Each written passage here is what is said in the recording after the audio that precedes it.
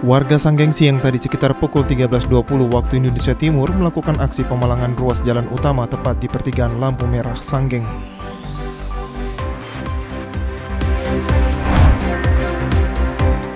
Gubernur Papua Barat Domingus Mandacan secara simbolis menyerahkan bantuan tahap pertama bagi warga yang terdampak COVID-19 di Kabupaten Maibrat.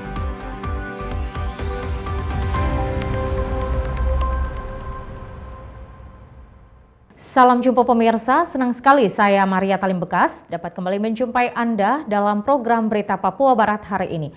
Sejumlah informasi di Papua Barat akan kami hadirkan untuk Anda. Inilah berita selengkapnya. Pemirsa, warga Sanggeng siang tadi sekitar pukul 13.20 waktu Indonesia Timur melakukan aksi pemalangan ruas jalan utama tepat di pertigaan lampu merah Sanggeng. Hal ini dilakukan sebagai aksi protes akibat ditetapkannya seorang pendeta sebagai tersangka oleh Kejaksaan Negeri Manokwari. Puluhan warga di sekitar Sanggeng siang tadi sekitar pukul 13.20 waktu Indonesia Timur melakukan pemalangan jalan, tepatnya di Jalan Yosudarso atau lampu merah Sanggeng. Pemalangan dilakukan akibat kekecewaan warga yang tidak menerima apabila seorang pendeta dijadikan sebagai tersangka dalam dugaan kasus korupsi dana hibah Provinsi Papua Barat tahun anggaran 2017-2018 pada pengelolaan situs pekebaran Injil Pulau Mansinam. Dalam aksinya, warga membawa spanduk yang bertuliskan beberapa tuntutan mereka. Antara lain, mereka meminta agar kasus tersebut tidak melibatkan hamba Tuhan dalam kasus tersebut. Umat beragama, kita kecewa kenapa pendeta kita bisa dibilang seorang pendeta korupsi. Betul itu. Itu tidak boleh. Betul. Tidak boleh dikatakan seorang pendeta itu korupsi. Kalau bicara oknum saja, ini bentuk kekecewaan kita. Kita ini adalah umat. Masuk ke pendeta korupsi, terus kita ini siapa? Bukan seperti begitu saya jelaskan. Jadi ini bentuk kekecewaan. Mengapa kami palang? Karena ini bentuk kekecewaan. Kemudian kita akan arahkan kepada pengadilan dan kejaksaan. Kami akan arahkan ke sana. Sedang di proses sidang ya Pak? Bagaimana? Sedang dalam proses persidangan ya? Iya, dalam proses persidangan. Nah ini makanya kita akan ke sana untuk mendapatkan hal seperti itu. Oke, makasih. Aksi yang berlangsung kurang lebih 30 menit ini membuat banyak kendaraan yang hendak melewati Jalan Yosudarso akhirnya balik arah dan mencari jalan alternatif.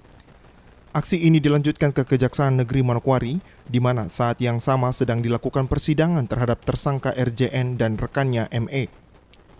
Sebelumnya, kedua tersangka dieksekusi oleh Kejaksaan Negeri Manokwari pada 14 Juni 2021 lalu. Arina Irianan, TVRI Papua Barat melaporkan. Pemirsa, larangan bagi warga yang bukan ber-KTP Papua Barat untuk masuk ke wilayah Papua Barat saat PPKM sangat berdampak bagi para sopir taksi bandara. Warga ber-KTP non-Papua Barat dilarang masuk ke wilayah Papua Barat terkecuali urusan urgen, orang sakit maupun perjalanan dinas dan orang meninggal yang diperbolehkan masuk dengan aturan yang telah dikeluarkan oleh Gubernur. Hal ini diatur dalam Surat Edaran Instruksi Gubernur Papua Barat nomor 43/1339/GPB/2021 tertanggal 5 Juli tahun 2021. Clemens Iwanggin, salah satu supir bandara mengaku dengan adanya pembatasan tersebut pemasukan yang diperoleh oleh dirinya sangat berdampak. Bahkan penumpang pesawat yang turun di Manokwari sudah sangat berkurang. Kondisi sekarang ini lagi menurun. Jadi kita masih kalau untuk kita di sini memang banyak ini, tapi ya kita lihat agak menurun.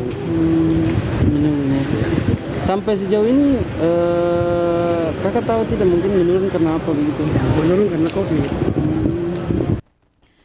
Clemens menambahkan, sebelum adanya COVID-19, pemasukan yang didapat selama sehari bisa mencapai 1 juta rupiah. Namun adanya COVID, perharinya hanya 200.000 sampai dengan 300.000 rupiah. Ditambah dengan pembatasan penumpang non-KTP Papua Barat, Clemens mengaku sejak pagi tadi hingga siang ini belum juga ada penumpang yang diangkut. Sangat menurun untuk kita, untuk supir bandara nih. Driver sangat menurun sekali, tidak ada pendapatan untuk kita. Karena kita kalau kebanyakan kita teman-teman kan kredit. kredit mobil. Jadi kalau macam-macam ini kan kita sangat setengah mati sekali untuk kredit store ke bank lagi. Apalagi dengan adanya pembatasan Ya. pembatasan hari ini ya. Ini kalau dibandingkan dengan minggu kemarin atau hari-hari kemarin nih jumlah penumpang saat ini Ya agak lebih meningkat daripada yang saat-saat sekarang ini. kalau saat sekarang ini yang dengan adanya pembatasan sangat berkurang Sangat menurun sekali. menurunnya. Oke, baik, siap. Seperti yang dipantau di Bandara Udara Rendani pagi tadi hingga siang, aktivitas penumpang nampak mulai sepi dengan adanya pembatasan tersebut. Natalindo Kerewai, TVRI Papua Barat melaporkan. Pemirsa, Kepala Pelni Cabang Manokwari membantahi bila pihaknya tidak mematuhi protokol kesehatan kepada penumpang yang hendak turun di Pelabuhan Laut Manokwari pada hari Minggu kemarin. Seperti diketahui sebelumnya, sejumlah penumpang terlihat tidak mematuhi protokol kesehatan saat hendak turun di Pelabuhan Laut Manokwari dengan menggunakan kapal tidar milik Pelni pada hari Minggu 4 Juli 2021 kemarin. Kepala Pelni Cabang Manokwari, Junaidi Idrus, yang dikonfirmasi sejumlah awak media di ruang kerjanya mengatakan, Pelabuhan Laut Manokwari bukan saja milik Pelni, tetapi ada pihak lain yang juga ikut mengatur pelabuhan. Namun selama ini untuk Pelni sendiri, mulai dari terminal penumpang hingga naik ke kapal laut, penumpang sudah diwajibkan menggunakan masker dan mengikuti protokol kesehatan yang sudah diatur secara ketat. Idrus mengatakan, bila tidak memakai masker, penumpang pun diharuskan kembali ke darat dan tidak diizinkan naik ke kapal. Ini, tapi yang kemarin itu yang terjadi itu kan pintu sebelah kiri. Sebelah kiri sana kan itu kan terbuka. Jadi begini, yang kalian harus tahu bahwa di pelabuhan itu ada Pelni, ada Pelindo. Yang punya pelabuhan itu adalah Pelindo. Ya. Jadi waktu itu penumpangnya kan turun masih ada di terminal penumpang. Yang terobos masuk ke dalam itu tuh buruh sama pengantar pengunjung di sebelah sana. Jadi bukan Pelni itu, Pak. Pelni itu semua penumpang itu tuh melalui protokol kesehatan. Ya, naik harus semua punya masker. Kalau saya punya petugas di tangga itu, kalau penumpangnya naik tanpa masker, itu kami suruh balik pakai masker dulu, Pak. Itu jadi harus ini. Tadi saya lihat di news.com itu kok itu seakan-akan itu yang salah itu kan Pelni. Tidak, karena pelabuhan itu kan ada Pelindo, Pak. Pelni itu hanya kan punya kapal, Pak. Yang sama halnya dengan pelabuhan itu sama halnya dengan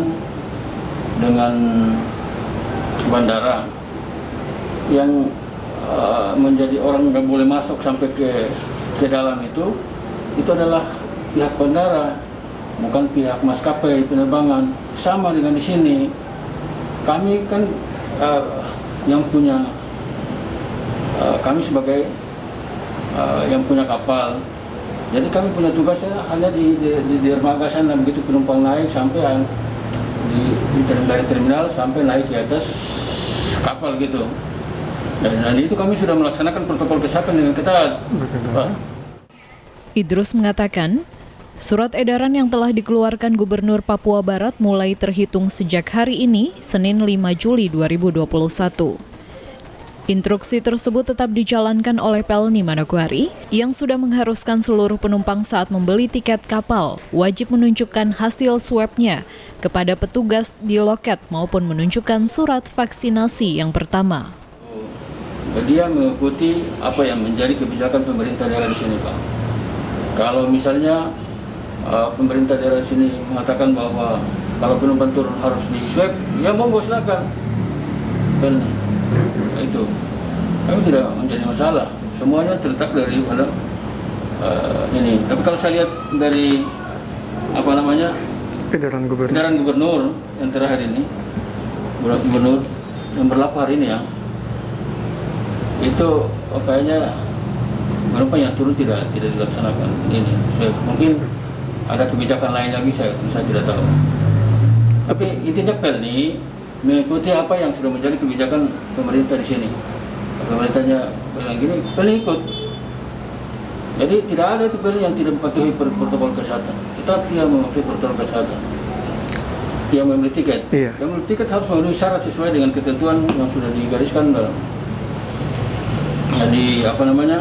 SC Gubernur. Jadi kita protokol kesehatan. Jadi tetap swab dan PCR juga dicantumkan ya? Swab dan PCR. Natalindo Kerewai, TVRI Papua Barat melaporkan.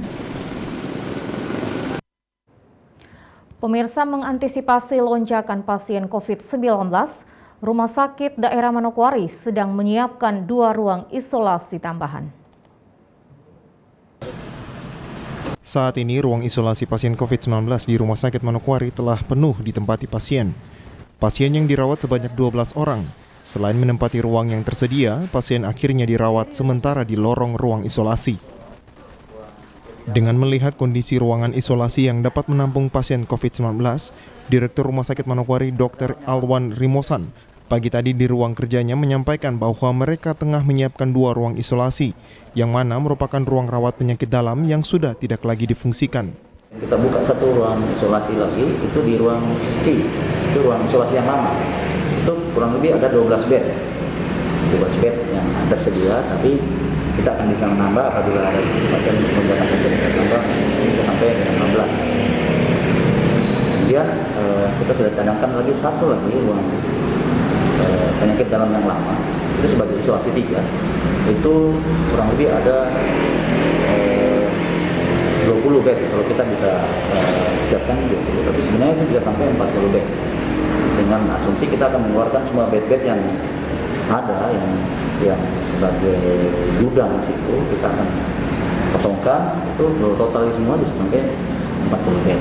Tapi yang kita siapkan sekarang yang di ruang isolasi 3 itu 20 bed. Dijelaskan pula bahwa ruang isolasi yang saat ini disediakan oleh rumah sakit dengan 12 pasien COVID-19 merupakan pasien yang tergolong berat. Dengan adanya peningkatan kasus di ruangan, ya, maka rumah sakit mengambil langkah-langkah lewat Satgas COVID dan saya sendiri sebagai dokter mengambil langkah-langkah bagaimana untuk menyiapkan tambahan kamar rawat isolasi untuk COVID. Jadi yang selama ini itu ada 6 bed yang untuk pasien berat. Itu kami sudah buka lagi 3 kamar untuk bisa merawat pasien tersebut, sehingga total di ruang isolasi yang berat itu ada kurang lebih 12 pasien. Ditambahkannya penanganan pasien COVID-19 di Rumah Sakit Umum Manokwari, jelas Dr. Alwan, bahwa ketersediaan obat sangat cukup untuk beberapa waktu ke depan. Sedangkan yang masih dibutuhkan adalah ketersediaan tabung oksigen dan juga tenaga medis yang siap untuk bekerja di ruang isolasi. Harina Irianan, TVRI Papua Barat melaporkan. Informasi selanjutnya akan kami hadirkan setelah jeda berikut ini, tetaplah bersama kami.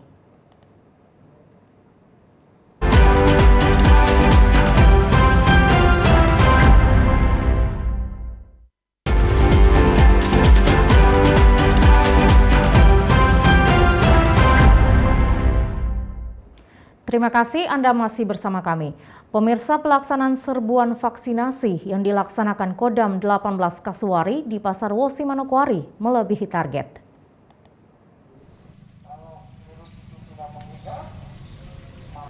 Pelaksanaan serbuan vaksinasi yang digelar oleh Kodam 18 Kasuari di Terminal Pasar Wosi Manokwari dari tanggal 3 dan 4 Juli 2021 terlihat mendapat respon positif dari warga sangat tinggi, membawa diri untuk mengikuti vaksinasi yang dilaksanakan.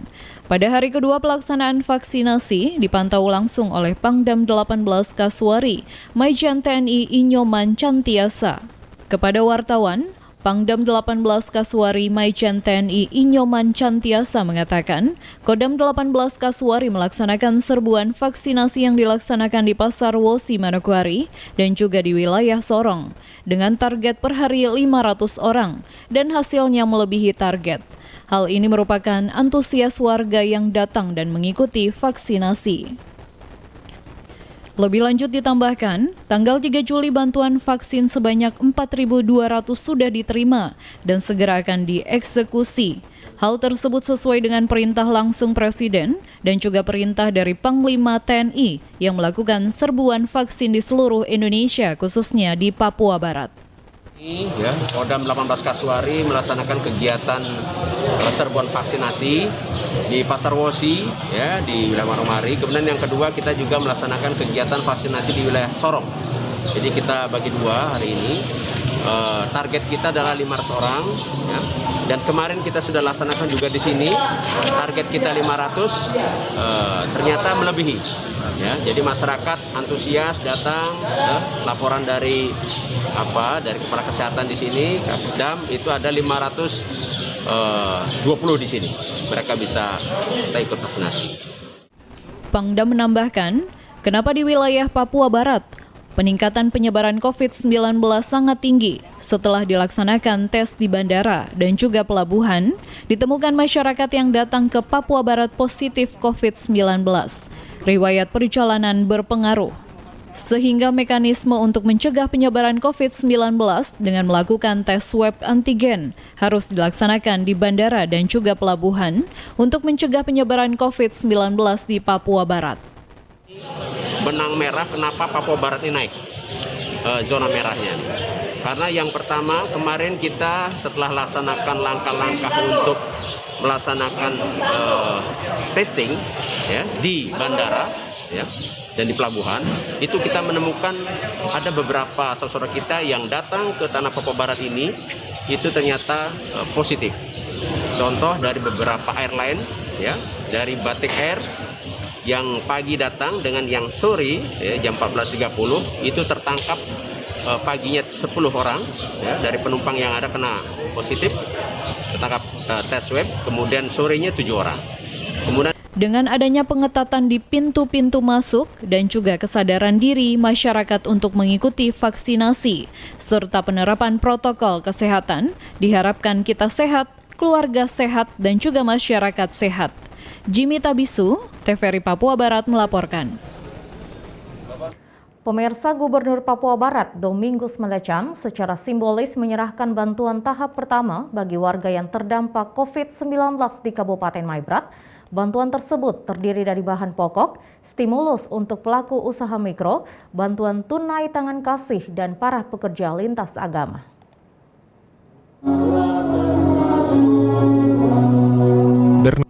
Bertempat di Gereja GKI Sion Mapura, Kabupaten Maibrat, Gubernur Papua Barat Domingus Mandachan usai meresmikan Gereja Sion Mapura Klasis GKI Ayamaru menerima penghargaan atas perhatian dalam pembangunan sarana rumah ibadah di Papua Barat. Dalam kesempatan itu, Gubernur menyerahkan bantuan dalam 3 tahap bagi warga yang terdampak COVID-19. Bantuan tersebut terdiri dari bahan pokok, stimulus untuk pelaku usaha mikro, bantuan tunai tangan kasih, dan para pekerja lintas agama di Kabupaten Maibrat.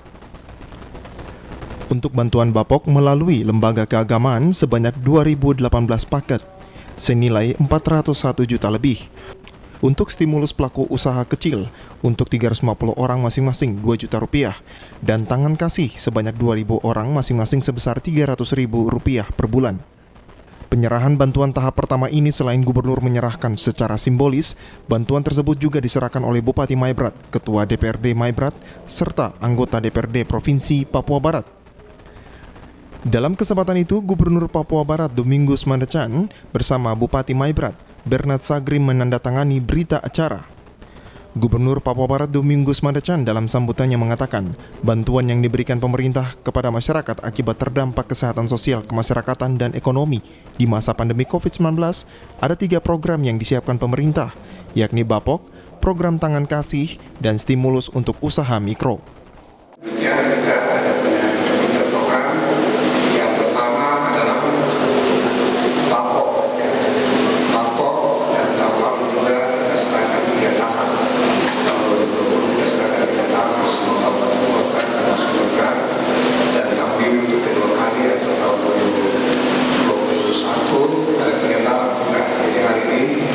Pertama, Kabupaten Maibrat kita akan menyerahkan Bapok kepada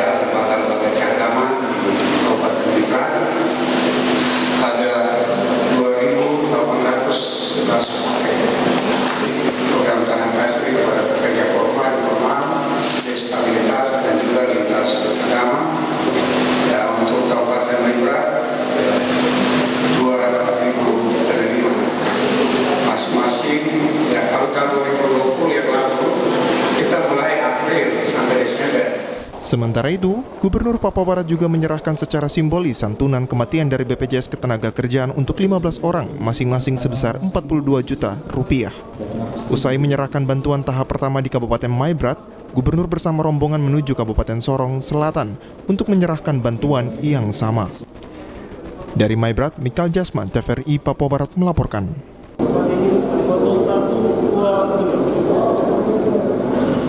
Pemirsa, informasi tadi sekaligus menutup jumpa kita dalam program Berita Papua Barat hari ini. Kami tetap mengajak Anda untuk mencegah penyebaran COVID-19 dengan cara memakai masker, mencuci tangan pakai sabun dengan air yang mengalir, menjaga jarak, menjauhi kerumunan, serta membatasi mobilitas dan bersedia divaksin sesuai kebijakan pemerintah. Indonesia pulih karena aku, Indonesia pulih karena kamu, Indonesia pulih karena kita. Mewakili kerabat kerja yang bertugas, saya Maria Talim Bekas mengucapkan terima kasih atas kebersamaan Anda dan sampai jumpa.